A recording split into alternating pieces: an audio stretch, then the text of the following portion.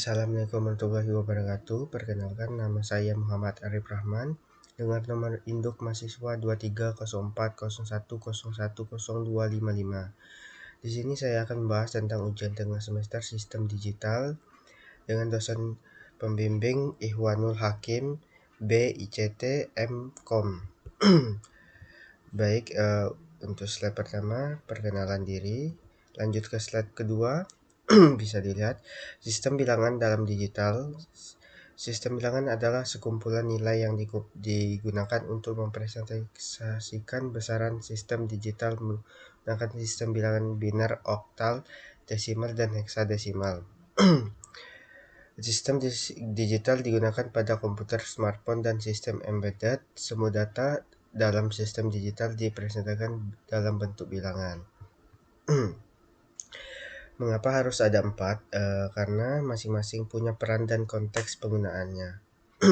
Biner adalah bahasa mesin, desimal adalah bahasa manusia, sementara oktal dan heksadesimal adalah bentuk singkatan yang memudahkan manusia membaca kode biner yang panjang. Intinya semua data di dunia digital, dari teks yang kita ketik, foto yang kita simpan, hingga video yang kita tonton, pada dasarnya dipresentasikan dalam bentuk bilangan.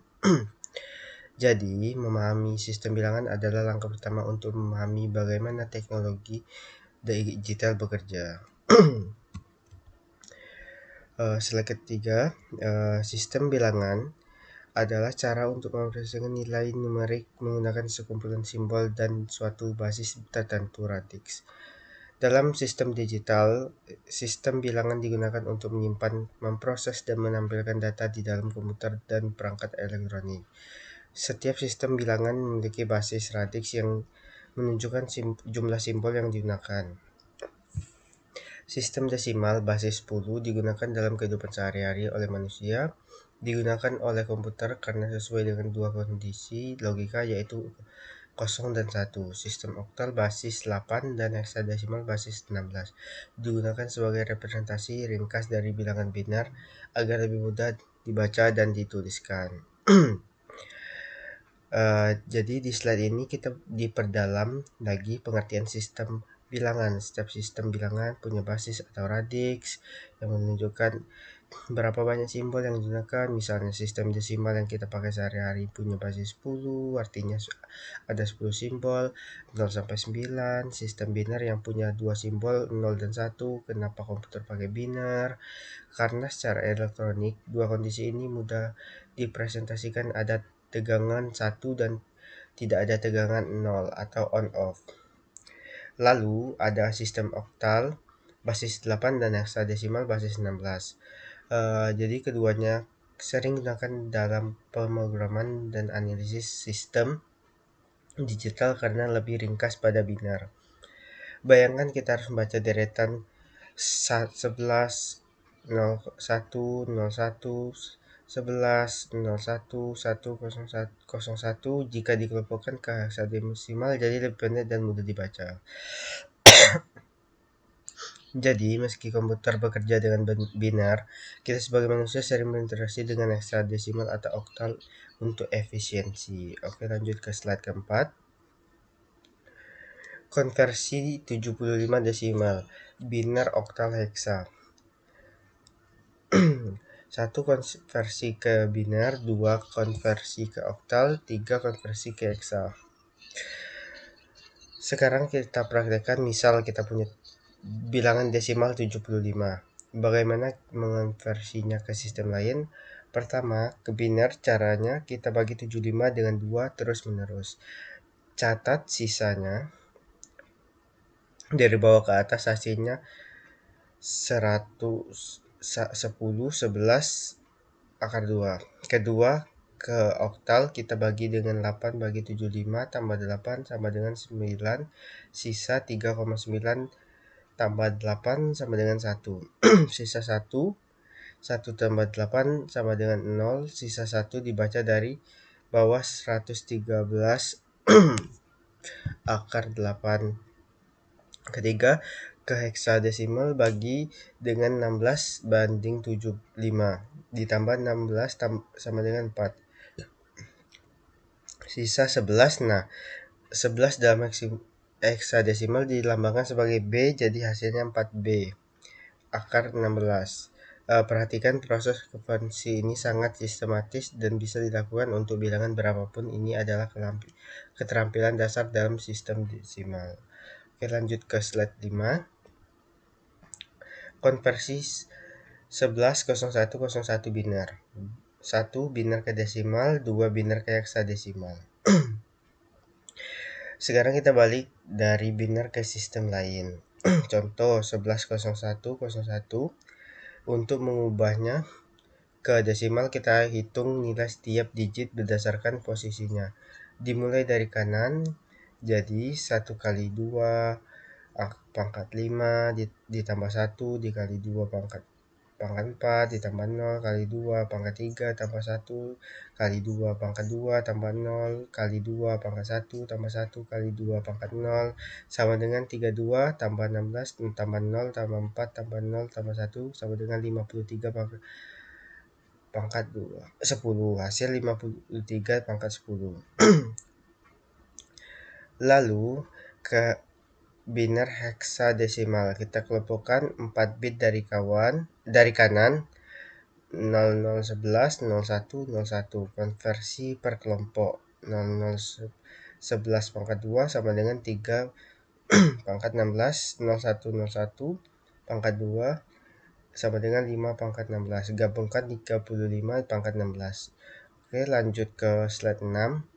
Mengapa sistem biner dilakukan dalam digital? Di sini 1. Sinyal stabil, hanya 2 kondisi on off 1 atau 0. 2. Implementasi mudah, gerbang logika dasar AND or NOT. Tahan noise, perbedaan tegangan jelas, arsitektur komputer, memori CPU, penyimpanan biner. Jadi, kenapa harus biner? Kenapa tidak deksimal saja? Ada beberapa mendasar. Pertama, sinyal biner stabil. Hanya 2 keadaan, 1 atau 0, yang mudah dibedakan secara elektronik. Kedua, implementasi mudah. Gerbang logika dasar seperti AND or NOT hanya butuh 2 kondisi untuk bekerja. Ketiga, tahan noise. Dalam sistem elektronik, noise atau gangguan sering muncul. Dengan biner, batas antara 0 dan 1 cukup lebar, sehingga kecil kemungkinan salah baca. Keempat, arsitektur komputer dari dasar dirancang untuk biner. Memori, CPU, storage, semua bekerja dengan bit. Jadi biner bukan sekedar pilihan, tapi fondasi dan komputasi modern. Lanjut ke slide 7. Perencanaan state machine dengan 3 state. State machine adalah model logika yang mengabarkan perubahan keadaan state suatu sistem berdasarkan input dan sinyal clock. Pada perancangan ini digunakan 3 state, yaitu S0, S1, dan S2. Untuk menunjukkan urutan proses, setiap state direpresentasikan menggunakan kode biner, state encoding, agar dapat diimplementasikan dalam rangkaian digital. Transisi state terjadi setiap kali terdapat sinyal clock. Untuk menyimpan state digunakan D flip-flop karena prinsip kerjanya sederhana dan umum digunakan dalam sistem digital.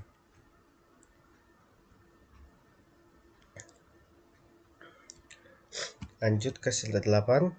Slide 8, tabel transisi state. Agar state mesin bekerja dengan benar, kita buat tabel transisi. Dari tabel ini kita tahu jika sekarang di S0 00, berikutnya ke S1 01, jika di S1 01, berikutnya ke S2 10, jika di S2 10, berikutnya kembali ke S0 00. Ini membentuk siklus karena kita pakai D flip-flop. Inputnya D nya harus diatur sesuai state berikutnya. Dari tabel jadi D0 dan D1 akan di set agar flip-flop menyimpan nilai state berikutnya saat clock aktif. Ini adalah jantung dari desain state machine, logika transisi yang terprediksi. Lanjut ke slide 9, karakteristik D flip-flop. Mari kita pahami komponen kuncinya. D flip-flop karakteristik utamanya sederhana. QN tambah 1 sama dengan D. Perubahan D hanya dibaca saat clock output Q tetap tersimpan hingga clock berikutnya. Flip-flop ini hanya mengikuti input D, tapi perubahan itu baru terjadi saat ada sinyal clock di luar itu. Output Q tetap stabil. Sifat ini membuatnya cocok untuk menyimpan state atau data sementara dalam sistem digital. Slide terakhir, rangkaian state mesin 3 state. Komponen utama 2 kali D flip-flop menyimpan state Q1 dan state Q0. Clock CLK mengatur pemberian state. Gerbang logika menentukan next state D1, D0. Sinyal clock berfungsi sebagai detak jantung sistem. Setiap kali clock naik, rising edge state akan berpindah sesuai nilai D yang sudah disiapkan. Rangkaian ini adalah contoh nyata bagaimana teori state mesin diwujudkan dengan hardware. Untuk state mesin state kita butuh dua buah.